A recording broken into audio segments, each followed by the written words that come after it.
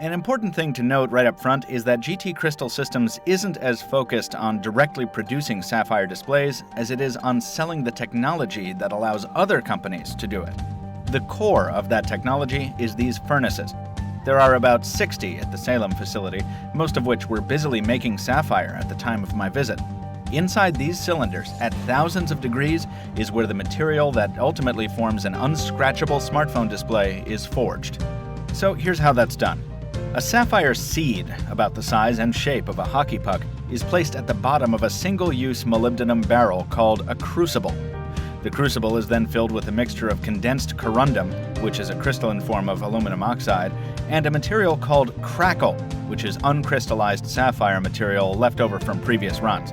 The full crucible is then placed inside the furnace, where it sits atop a finger, a small platform cooled by liquid helium that prevents the sapphire seed from melting too early.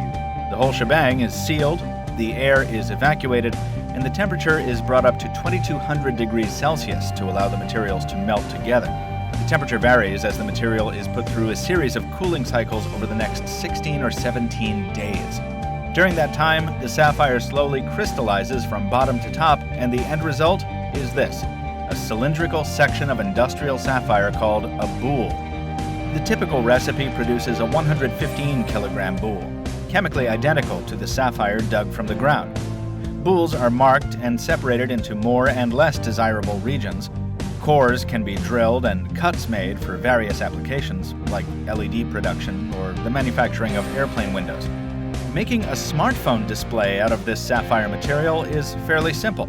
A rectangular section of specific dimensions is cut, smaller for iPhones and Virtus, larger for Galaxy Notes and the like. It's polished, not just to increase clarity, but to strengthen it further. Then it's cut into the appropriate thickness and polished some more. A few hole punches for button and speaker penetrations, and voila! A thin, light screen protector harder than Gorilla Glass, harder even than any material except for diamonds. A practically unscratchable display coating. Jeff told me that accessory applications like that are already in the works from other companies. But GT Advanced is also hoping to coordinate with OEMs to include sapphire screens on smartphones right out of the box.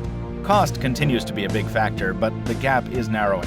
Where several months ago sapphire displays cost about $30 per smartphone, the company told me that current figures are more like $15, with next-generation technology like reusable crucibles coming in the next 12 to 18 months to bring that figure down further to less than $10 a screen. It's not the $3 per screen that Gorilla Glass is said to cost, but it's definitely much closer. Again, you'll see other companies pushing sapphire smartphone screens much more aggressively under their own brands at first, but get ready for a general sapphire awareness campaign coming soon.